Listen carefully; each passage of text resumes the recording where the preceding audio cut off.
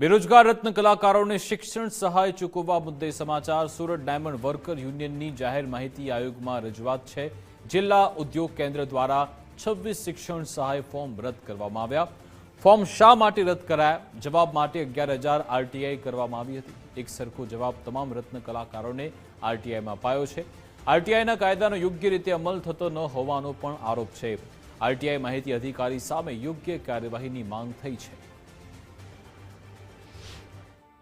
હાલમાં જે ફોર્મ શિક્ષણ સહાયના રદ કરવામાં આવ્યા હતા રત્ન કલાકારોના, જ્યારે એનું રીચેકિંગ ચાલી રહ્યું હતું ત્યારે 50,000 ફોર્મ પાસ કરવામાં આવ્યા હતા, 26,000 ફોર્મને રિજેક્ટ કરવામાં આવ્યા।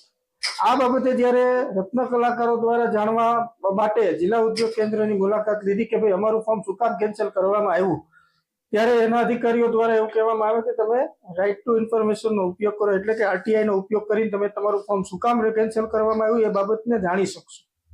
ત્યારબાદ આ તમામ રત્ન કલાકારોએ એક અભિયાન શરૂ કર્યું છે। ગુજરાતનું સૌથી મોટું અભિયાન છે।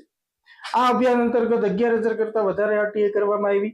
તમામને એક જ સરખો જવાબ દેવામાં આવ્યો, જેથી કરી આરટીઆઈના કાયદાનું જે પાલન થવું જોઈએ ચુસ્તપણે થયું નથી।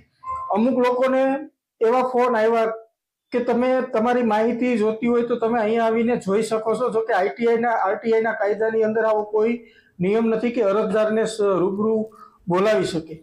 તો આ બાબતે અમે ગુજરાત માહિતી આયોગને પણ વિનંતી કરીએ છીએ કે જે કાયદો જનતાને સાચી માહિતી જાણવા માટેનો બનાવેલો છે એનું ચુસ્તપણે પાલન થાય અને તમામને જે સરખા જવાબ આપવામાં આવ્યા છે જાહેર માહિતી અધિકારી વિરુદ્ધ કાર્યવાહી થાય અને ભવિષ્યની અંદર આવું કોઈ ના કરે એવી દાખલારૂપ કાર્યવાહી થાય, એ બાબતે હું આયોગને વિનંતી કરું છું।